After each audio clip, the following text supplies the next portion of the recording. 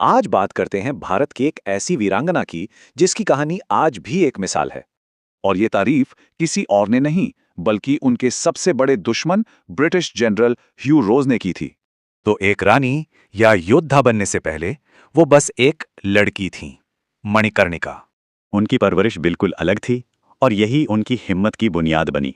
और फिर सिर्फ 14 साल की उम्र में उनकी शादी हुई और वो बन गई झांसी की रानी लक्ष्मीबाई।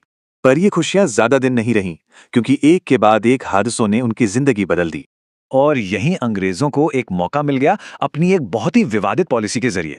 उन्होंने रानी के गोद लिए बेटे को वारिस मानने से इनकार किया और झांसी को हड़पने का आदेश दिया।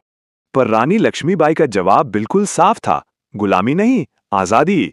और जैसे ही 1857 की क्रांति की चिंगारी भड़की, रानी लक्ष्मीबाई इसकी एक अहम लीडर बन गईं। मार्च 1858 में शुरू हुई झांसी की घेराबंदी। एक तरफ थी ब्रिटिश फौज, दूसरी तरफ रानी। और इस जंग में उनका सबसे बड़ा हथियार थी उनकी महिला सैनिक दुर्गा दल। इन्हीं वीरांगनाओं में से एक थीं झलकारी बाई, जिन्होंने रानी को बचाने के लिए अपनी जान दांव पर लगा दी। अपने छोटे बेटे को पीठ पर बांधकर वो किले से बच निकलीं।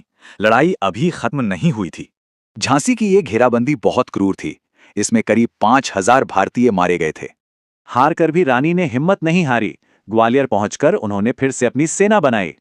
पर ग्वालियर में ही उनकी आखिरी जंग लड़ी गई, एक ऐसी लड़ाई जो इतिहास बन गई।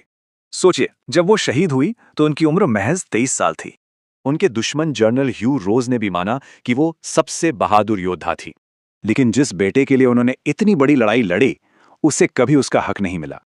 रानी का जीवन भले ही छोटा था, पर उनकी विरासत वो आज भी जिंदा है।